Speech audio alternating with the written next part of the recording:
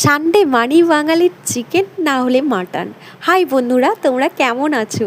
তো দেখো, আজ ছিল সানডে আর আজকে বাবা অনেক কিছু বাজার করে এনেছে, তার সঙ্গে এনেছে চিকেন। তাই আমি ঝটপট দেরি না করে আগেই রান্না বসাতে হবে, তাই কারণে একটু কিছু খেয়ে নিলাম, কারণ এরপর আর খাওয়ার সময় পাওয়া যাবে না।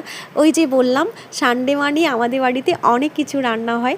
তো এদিকে দেখো বাবা টাটকা টাটকা কত সবজি এনেছে। এদিকে ঝিঙে আলু আমি রান্না করতে শুরু করে দিয়েছি।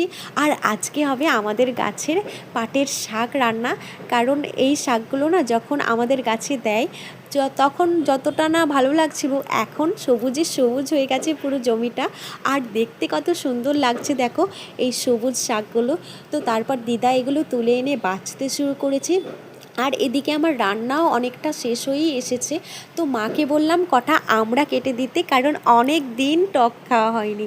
জানো তো, বাবার টক খেতে মানা বলে আমাদের বাড়ির আর কেউ টকই খায় না, কারণ বাবার একটা নিয়মের জন্য টক খেতে মানা। আর এদিকে দেখো শাকটা ভাজার জন্য আমি সেদ্ধ বসিয়ে দিয়েছি, কারণ এই শাক একটু সেদ্ধ না করলে শক্ত রয়ে যায়। আর এদিকে চিকেনটা কষাবো বলে আলুগুলো আগে ভেজে নিচ্ছি।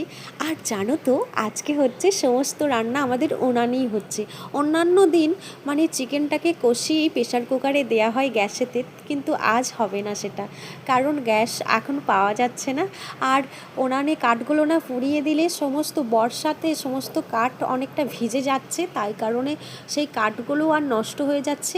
ওই কারণে উনানে তাড়াতাড়ি করে কাঠগুলোকে আমরা পুড়িয়ে ফেলছি। তো এদিকে দেখো চিকেন আমি কষাতে শুরু করে দিয়েছি। আর তোমাদের তো বলেইছিলাম, যে কোনো তরকারি যদি ঢাকা দিয়ে কষানো হয় সেটার টেস্ট বাড়ে অনেক। আর এদিকে মা আমাকে দিয়ে গেছিলো নিমকি, সেটা খেতেও দারুণ সুন্দর ছিল। এটা বাড়ির তৈরি নিমকি ছিল।